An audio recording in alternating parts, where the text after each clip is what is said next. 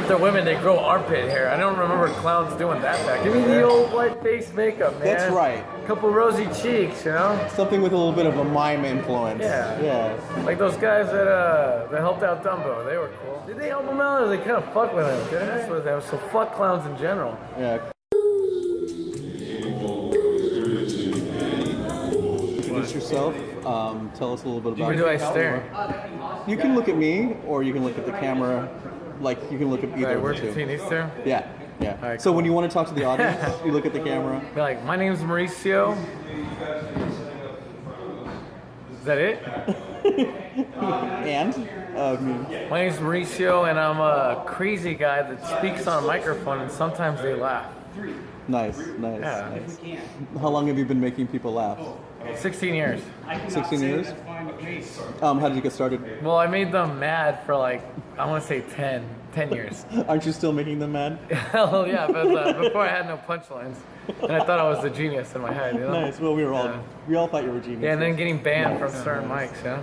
So tell me about, let's go back to like the beginning. Like, so were you born here in Seattle? No, I'm from Mexicali, Mexico, and Portland, Oregon. So I was born in Mexicali, Mexico, and then I was smuggled illegally to Portland, Oregon. Nice. And then after high school, I ran all the way up to Seattle to get that whole big city, let's figure myself out phase, you know? Oops.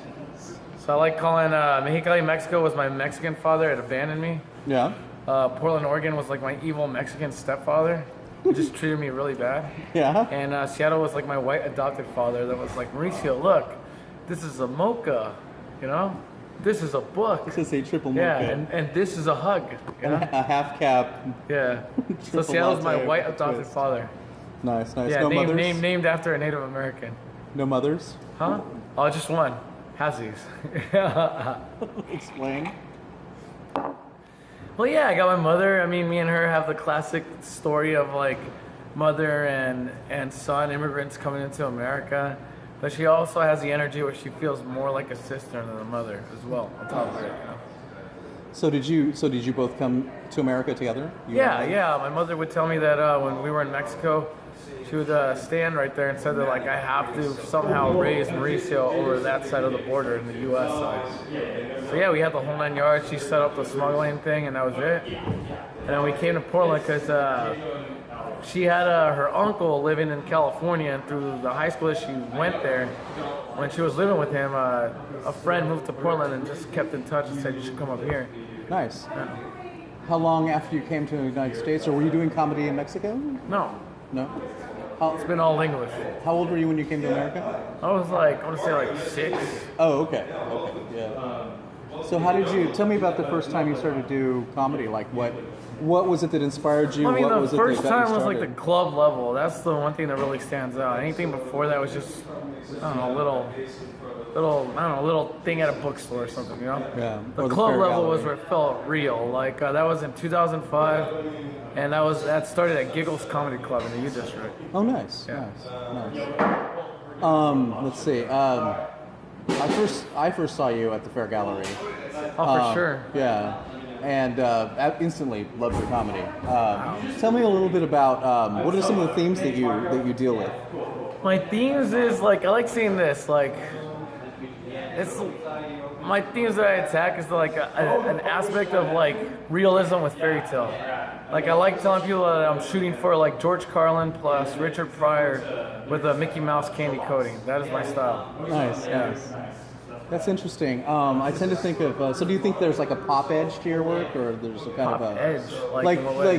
referring to pop culture, referring to like you said. Yeah, I like using candy coating. I do love using pop references to bring everybody universally in the room to one level, you know. Nice. Yeah. Nice. Let's So see. if I have a murder joke, which I usually do, Yeah. like I better get the whole room in to behind what I just said. Exactly. You use the candy coating to sort of like Yeah. get the deeper. And I've had people messages who are not across. violent at all go like, "Wow, he does make sense. I would murder Donald Trump right now if I had the chance." You know? Tell us a joke about murder, if you don't mind. Well, it's like one of my new jokes that I wrote is about how like if Donald Trump wins, like right now everyone's complaining about all the shootings, right? if you let Donald Trump win, you cannot complain about a single terrorist attack that's coming afterwards, you know? You have it coming. America, you know? Nice. It's like, I'm fucking Mexican. Like, if Donald Trump wins, they're like, oh, violence isn't the answer. Well, I'm not going to fucking go into an attic and write, like, the diary of Mauricio, you know? I'm going to fucking murder him. That's it, you know? How do you feel about the fact that he wants to build a wall? Well, I mean, I saw one of the greatest memes ever. They're like, you can build a wall, but we're building fucking tunnels. Nice. Yeah, that's we're getting into America in many ways, you know? By hook or by crook, or water, or tunnels, or yeah.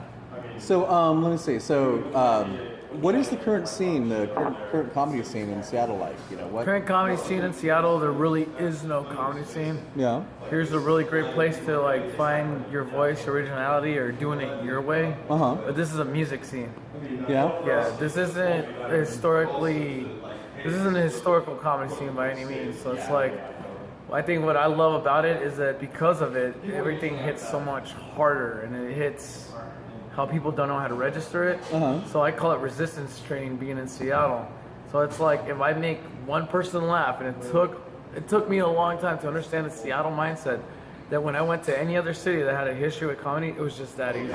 Huh. Yeah. So like you said, it's like a training ground. It's like a training ground. It's literally like, look how small I am. It's like benching a couple hundred when I know I can't do it, you know? So do you think that Seattle has a harder time laughing, or what do you think? Seattle's not used to it.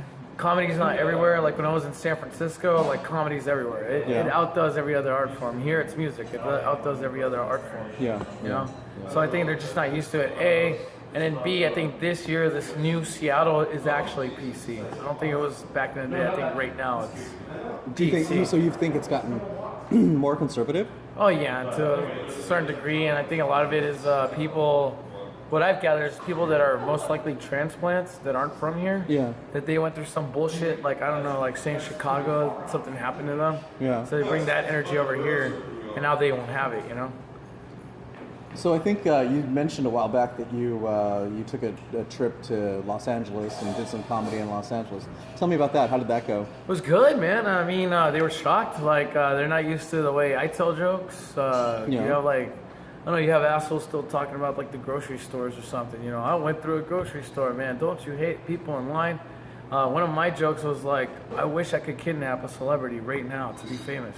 Like, that would be one way of doing it. yeah, that was my material on stage, you know? Nice. Threatening celebrities. And it's like, or, you know, just the brash humor of like, just really, you know, like going away from whatever vague LA thing it has, you know? Like, I was definitely the offshoot at that. So it's like I stood out like a sore thumb. So it was a great experience.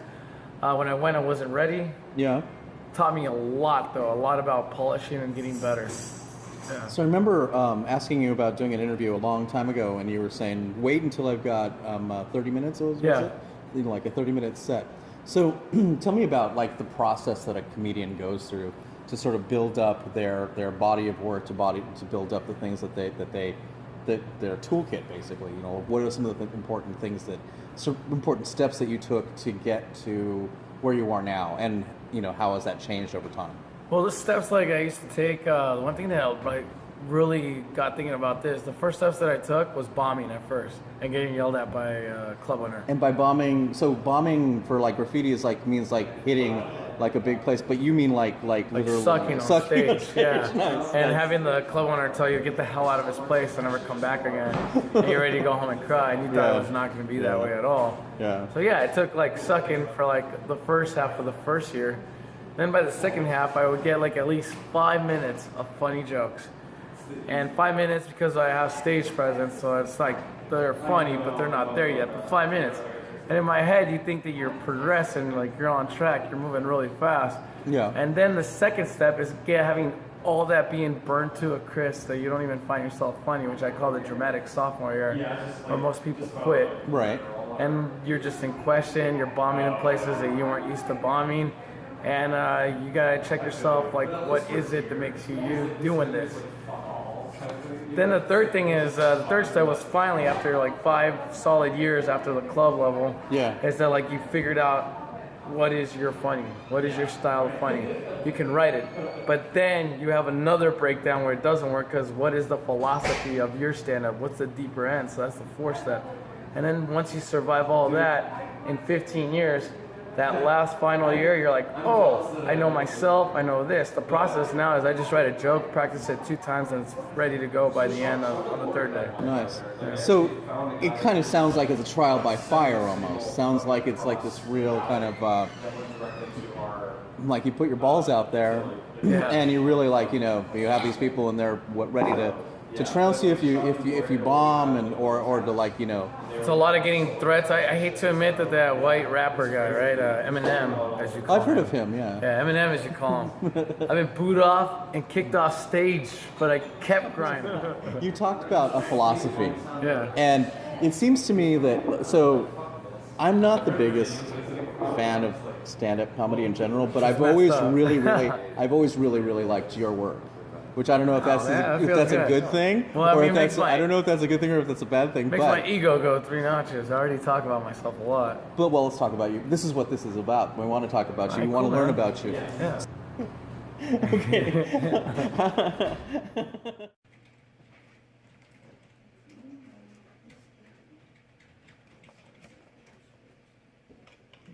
Thank you.